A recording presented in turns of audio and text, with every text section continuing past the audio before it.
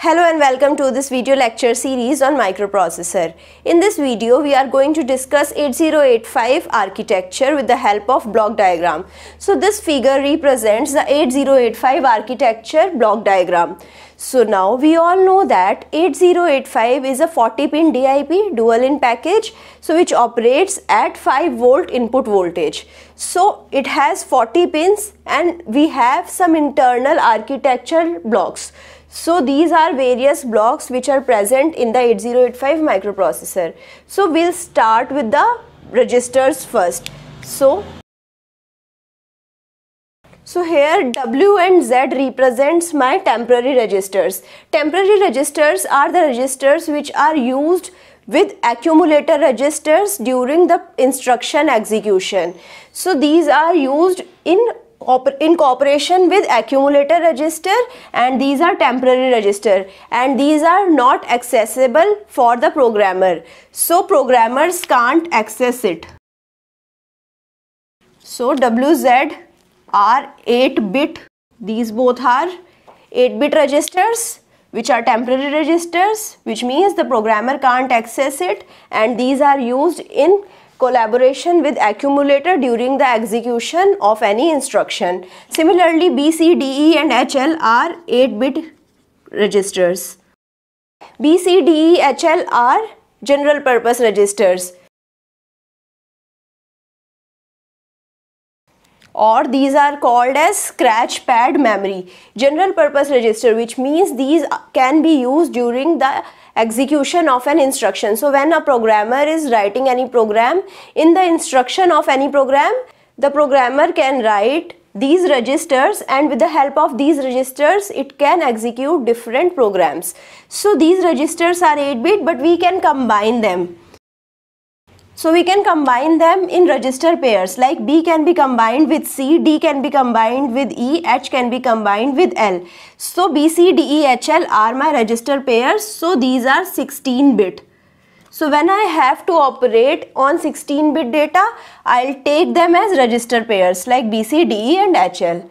So now I hope you understood everything about general purpose registers. Now we have some special purpose registers as well. First is stack pointer. Stack pointer is a 16-bit register. So it is pointing on the top of the stack.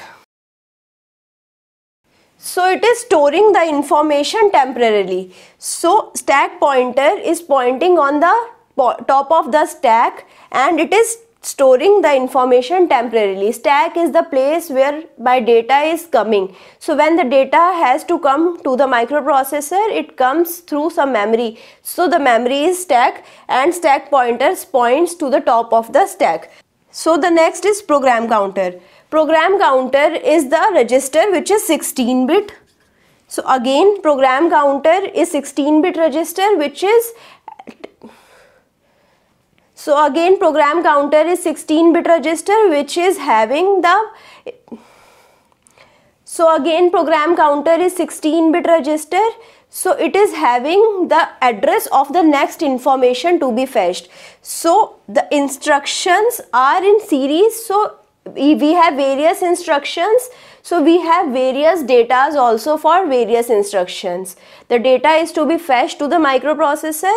The program counter takes all the addresses of all the instructions. So which is my next instruction? The program counter will tell me the address of the next instruction.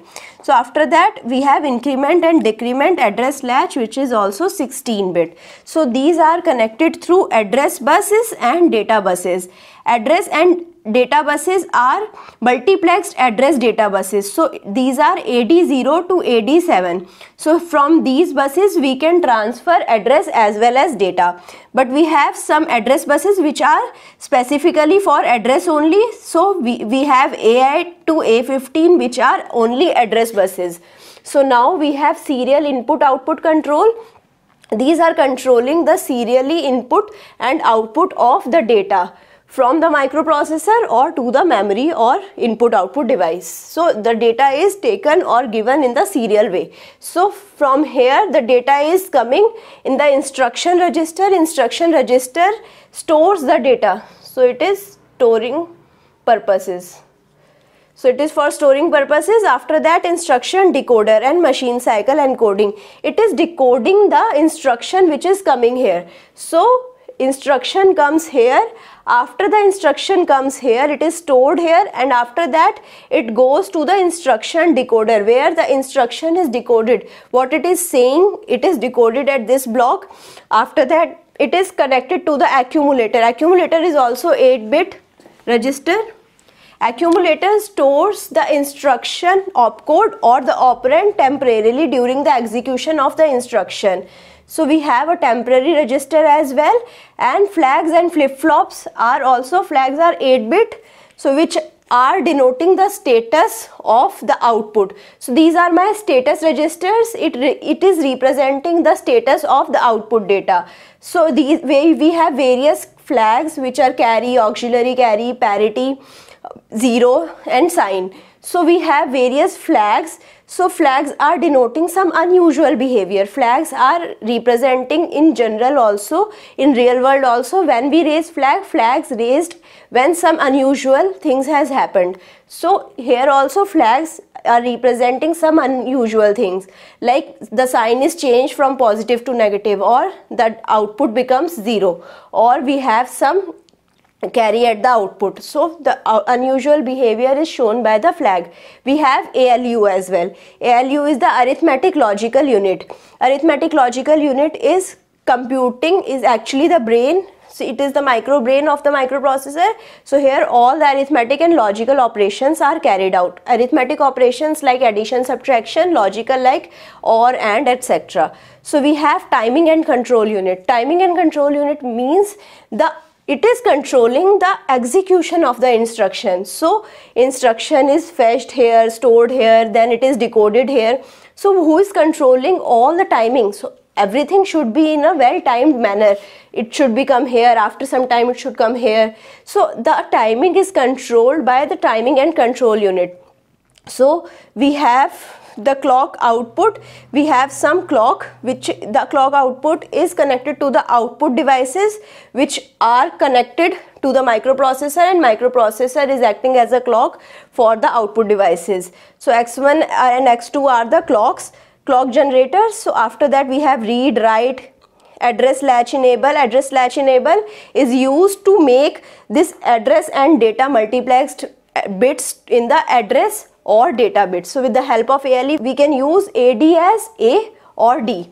So after that we have S0 and S1, which are status pins. After that input, output or memory, which is denoting from where I have to take the input.